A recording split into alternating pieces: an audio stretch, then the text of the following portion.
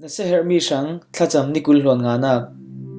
Tirhthlah bungni ziangsom thum pasar in ziangsom thum pariat Cuih thu an theih tikah an thinlung a khoih zati pita le adang Tirhthlah pawl chu uhla naw pawl ziangso kan to ading tiah an sut pita in an hnenah nan zate nan sual fingfing uhla Jesuh Khrih in baptisma laku cuticun nan sualnak ngaidam nan dingih Pathian laksawng Thlarau Thianghlim nan ngah ding Himi Bible Cang sirhsan in na seherhmi mi pakhat sanga Thlacam sako kapa kadudon mi in rundam na ngah dinga ziang ka tuah tiah thusut ovesela kavadu so tuah chu na dudon na ziang ser lawin poisa lawin aumnan makate adin hun chu danglam zatin thleng theih ring asi na rundam na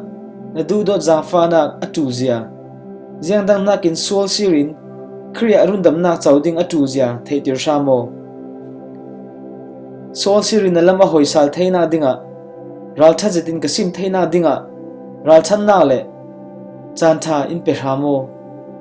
chuding Khrih rundam nak angai baptisma alak lai in hutero kapa milhaurun sok asitika nalung oinak in hlom veo kadudon mi hi rundam nak chaw Tirhthlah mo la boypa Jesuh Khrih alung oinak testimony asim tika nalung oizia in hlom veo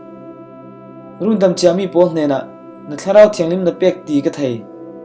chuding kadudon mi in na rundam nak achaw I kohrana pezom in zumtu pitling asi tiang dungthlun tu tha zirhmi